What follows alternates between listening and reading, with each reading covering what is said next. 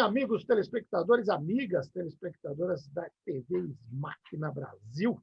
E a gente começa mais uma entrevista e hoje bastante especial, porque eu tenho a honra e a satisfação de receber aqui o engenheiro mecânico Panayotis Lazarides, formado pela Faculdade de Engenharia Industrial da Fundação de Ciências Aplicadas, a FEI, de São Bernardo do Campo, em 1985.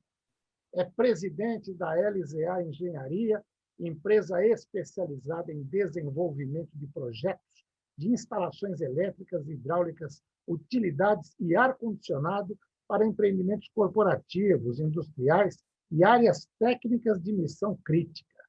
Foi fundador da LM Engenharia, empresa que dirigiu por mais de 20 anos, antes de ela ser adquirida por uma multinacional. Participou de diversos projetos de grande porte para a indústria de transformação farmacêutica, alimentícia, petroquímicas, edifícios comerciais, hospitais, data centers, missão crítica, shopping centers, supermercados, cabeamento, backbone em energia, power, usinas de força e nuclear. Esse é um currículo bastante resumido, porque se eu fosse falar todo o currículo do homem aqui, a gente ficaria o programa todo. Lazarides, muito obrigado por nos conceder o prazer dessa entrevista. O prazer é meu, agradeço aí essa oportunidade, dar um abraço em todos os ouvintes que, porventura, vierem a ver essa entrevista e vamos tentar aí ajudar a esclarecer um pouquinho essa área que tem crescido muito, que é a área de data centers. Maravilha. E por falar nessa área de data center, né? Qual a perspectiva do mercado para ela hoje? Joaquim, olha, a expectativa que a gente tem é de que esse mercado continue em crescimento pelos próximos 10 anos. E aí eu explico o porquê, né? É muito simples. Vou dar um passinho mais atrás. Eu sou uma pessoa mais velha, eu não quer dizer, uso a internet, como todo mundo usa, mas eu não comprava absolutamente nada na internet. Eu gostava de ir na loja, abrir a geladeira, olhar a prateleira, ver como é que ela funcionava, olhar a porta. Eu não comprava um produto pela internet. Eu gostava de ir ver o produto. O que aconteceu? Apareceu essa famigerada pandemia, que criou um novo hábito para pessoas que não tinham esse costume. Então, você pega pessoas como eu, ou pessoas que não tinham o costume de fazer compras na internet, e que hoje são obrigadas, ou foram obrigadas durante uma época, e que se acostumaram a comprar pela internet. Aí, o que significa isso? Cada vez que eu compro alguma coisa na internet, vai bater num data center, seja ele no Brasil, na América do Sul, na China, onde quer que seja. Então, isso fez com que a demanda de necessidades, de espaço para servidores, crescesse de uma maneira assustadora em função da pandemia. Então, a gente nota que esse mercado descobriu que ele não tem mais limite. Então, fez com que essa grande transformação, hoje a gente tem uma quantidade de demanda em data centers no Brasil e na América do Sul assustadora. Assustador. Legal. E me diga uma coisa, o que está se aplicando atualmente nesses projetos? Que tipo de sistema, equipamentos aí que você pode falar para a gente? Então, vamos lá, vamos falar mais de ar-condicionado, né? Sim. Antigamente, os primeiros data centers, toda a refrigeração era feita com chiller a água, né? Torre de resfriamento, chiller a água, que é o chiller que tem a maior eficiência. Por mais que a gente invente novas tecnologias para os chillers a ar, o chiller a água tem uma eficiência maior do que um chiller a ar. O que aconteceu? O consumo de água tem sempre aumentado, né? E água é um bem durável, um bem finito, vamos chamar assim, né? Com isso, existe uma pressão do ponto de vista do pessoal do meio ambiente para que se diminua o consumo de água em sistemas de refrigeração. Então, hoje, houve uma migração já de uns 5, 6 anos atrás, todos os data centers usam chillers a ar. Então, como é que é o sistema? Chiller a ar, fancóis de precisão, que eles chamam de CRA, que é uma abreviação Computer Room Air Handling Unit.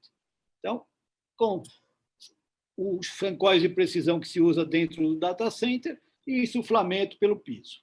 Piso sem piso elevado, né? Hoje é piso, simplesmente direcionado no piso do data center. Então, esse é o conceito. Circuito de refrigeração com tubulação de água e resfriação via fancóis. Legal. Agora, tem um outro aspecto aqui. No seu entendimento, o que é de extrema importância nesses sistemas de emissão crítica? Vamos lá. Coisas que todos os data centers olham. Redundância, confiabilidade, disponibilidade. Né? Redundância é fundamental, porque a gente sabe que o equipamento vai falhar. Todo equipamento ele tem vida útil, ele tem problemas de manutenção, ele tem que ser parado para uma manutenção, ele tem troca de filtros, ele tem troca de equipamentos. Então, é muito importante a configuração com certas redundâncias. Existem órgãos internacionais, como a Uptime, TIA 942, que determinam coeficientes de redundância em função da categoria Tier que a gente aplica. Então, Tier 1 é o mais simples, onde você tem caminhos de falha. Tier 2, um pouco mais complicado. Tier 3, onde ele é tolerante a falhas. Então, toda vez que tiver uma falha, o sistema não cai. E o Tier 4, que é uma redundância praticamente total de tudo. Então, redundância para esses sistemas de operação são um primeiro ponto fundamental. Segundo ponto fundamental, uma boa distribuição do ar em volta dos servidores. Né? Se a gente entende cada vez mais, os data centers têm aumentado e a potência dentro deles tem aumentado. Pra você ter uma ideia, antigamente você falava em rack de 1 kW, já era um absurdo. Hoje, em média, está em 8 kW, sendo que alguns clientes chegam até 40 kW num rack. 40 kW num rack, o rack tem 60 de largura por 1,20. Você imagine o que é isso? Um forno elétrico de casa tem 6 kW. Se a gente fala 40, são mais ou menos 7,5.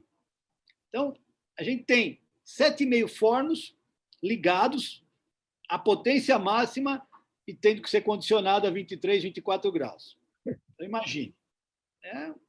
Então, a distribuição do ar em volta desses corredores, que a gente chama corredores frios ou corredores quentes, é muito importante para garantir o condicionamento do servidor.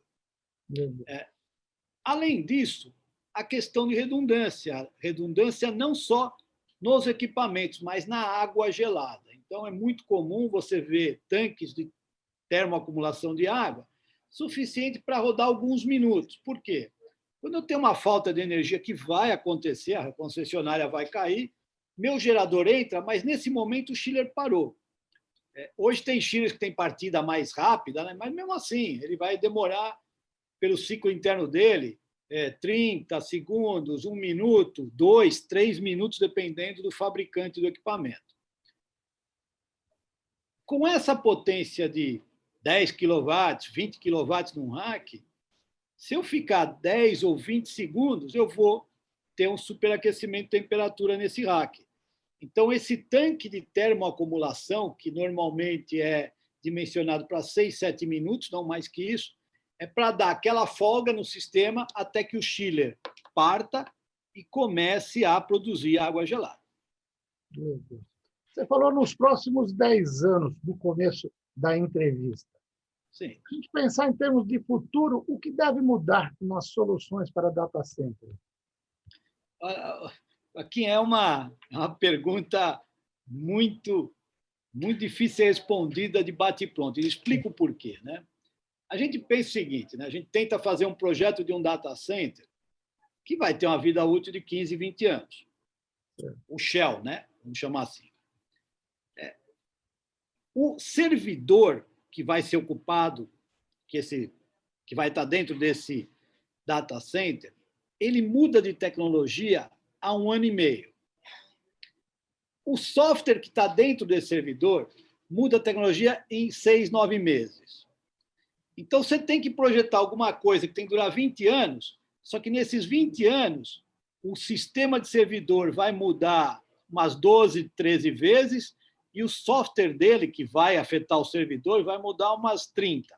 Então, é complicado, mas a gente acha que a nova tendência, futuro, porque cada vez mais, quando as potências aumentam, você não consegue mais fazer só o ar refrigerando o servidor. Então, talvez um sistema misto, onde você tenha servidores com refrigeração a água, que já é comum em alguns casos, mas sempre tem aquele medo de água dentro do data center, porque equipamento eletrônico tem uma aversão muito grande para a água, ou alguns sistemas com um sistema de expansão direta, algum tipo de resfriamento nesse sentido. É claro que os fabricantes de servidores também cada vez mais desenvolvem os chips com maior capacidade, maior tolerância à temperatura, né? Então, isso vai ajudando também a você aumentar a temperatura do teu data center, que é comum. Antes a gente fazia data center, sempre todo mundo falava 20 graus, 21 graus no máximo. Hoje, 23, 24. Eu tenho clientes que rodam a 30 graus o data center. São clientes específicos. Então, ele praticamente, ele usa um pouco de refrigeração, mas ele usa muito o ar externo, ele usa muito o sistema economizer, que é jogar uma quantidade grande de ar externo dentro do data center para condicionar, porque, afinal, ele quer 30 graus dentro do data center. Então, é uma característica que tem. Então, eu acho que as novas tendências vai continuar sempre tendo uma refrigeração mecânica, então a gente não vai ficar sem emprego, mas a temperatura vai ser ampliada, talvez tenha alguns sistemas mistos de refrigeração com refrigeração à água no servidor diretamente e com uns sistemas de expansão indireta ligado no próprio rack. Deve ser a nova tendência. Legal. Agora, como é que é a infraestrutura no Brasil hoje comparada aos chamados países de primeiro mundo? Joaquim, como todas essas empresas são empresas que operam, a maioria delas, vamos chamar assim, são empresas multinacionais. Então, a mesma solução que é aplicada nos Estados Unidos ou na Europa, ela é comum aqui no Brasil. Então, não existe um gap de tecnologia, não.